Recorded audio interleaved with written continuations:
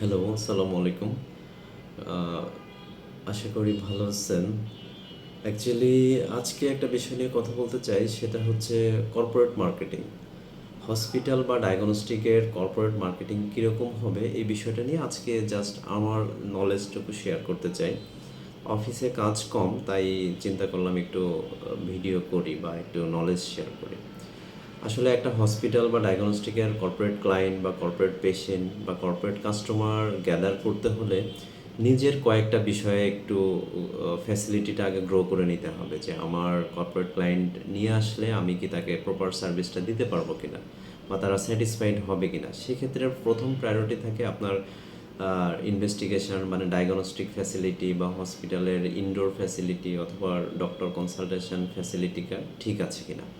তো এটা যদি ঠিক থাকে তাহলে হচ্ছে আপনাকে পরবর্তীতে আপনার স্ট্রাকচারাল কিছু ব্যাপার থাকে যেগুলোকে আপনাকে চিন্তা করতে হবে। যেমন আপনার প্রথমে একটা কর্পোরেট ডেস্ক থাকবে, যেখানে কর্পোরেট ক্লায়েন্টরা এসে সরাসরি ইনফরমেশান নিবে বা সার্ভিসটা নিবে, এবং একটা কর্পোরেট লাউঞ্জ রাখতে হবে যেখানে কর্পোরেট পেশেন্টরা এসে ওয়েট করবে। তাদের ওটা সেপারেট থাকবে এবং একটু চা কফির ব্যবস্থা হলে ভালো হয়।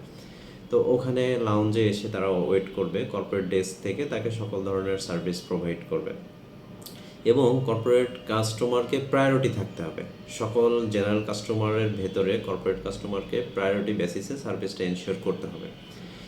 আরেকটা ফ্যাসিলিটি থাকতে হবে যে তাদেরকে ক্রেডিট ফ্যাসিলিটি থাকতে হবে। আমার যেহেতু কর্পোরেট অফিস বা কর্পোরেট কাস্টমার তো আসলে কোনো অফিসের স্টাফ অথবা ফ্যাক্টরি স্টাফ অথবা কোনো কোম্পানির স্টাফ এরাই হবে। সো আমার ওই কোম্পানি বা অফিসের সাথে এগ্রিমেন্ট থাকবে যে আমি তাদেরকে ক্রেডিট ফ্যাসিলিটি দিব। সে ট্রিটমেন্ট নিয়ে চলে যাবে, কিছু যদি ক্রেডিট রাখতে চায় তাহলে পরবর্তীতে আমি বিলের মাধ্যমে কালেক্ট করতে পারবো। তো এই ফ্যাসিলিটি থাকতে হবে। এবং কর্পোরেট কাস্টমারদেরকে রিপোর্ট প্রদানের ফ্যাসিলিটি থাকতে হবে। সে হয়তো এখানে অফিস থেকে এসে স্যাম্পলটা দিয়ে গিয়েছে, তার রিপোর্টটা সে চাচ্ছে অনলাইনে বসে বা মেইলে অথবা সিস্টেম থেকে ডাউনলোড করে নিবে, এরকম রিপোর্ট ফ্যাসিলিটি থাকতে হবে। তারপরে হচ্ছে ডিসকাউন্ট ফ্যাসিলিটি থাকতে হবে, যে আমি আপনাকে কেন নিয়ে আসবো, সেক্ষেত্রে আপনি ফিনান্সিয়াল ব্যাপার থাকে, একটু ডিসকাউন্টের ফ্যাসিলিটি থাকতে হবে। তো এই সকল ফ্যাসিলিটি যখন একটা প্রতিষ্ঠান তৈরি করতে পারবে এবং ভালোভাবেই এটা সাপোর্ট দিতে পারবে, সেই ক্ষেত্রে আমি মনে করি যে কর্পোরেট ক্লায়েন্টের জন্য কাজ করা উচিত। এই ধরনের ফ্যাসিলিটি গ্রো ছাড়া বা এই ধরনের ফ্যাসিলিটি এস্টাবলিশ ছাড়া কোনোভাবেই কর্পোরেট ক্লায়েন্ট মার্কেটিংয়ে যাওয়া উচিত নয়।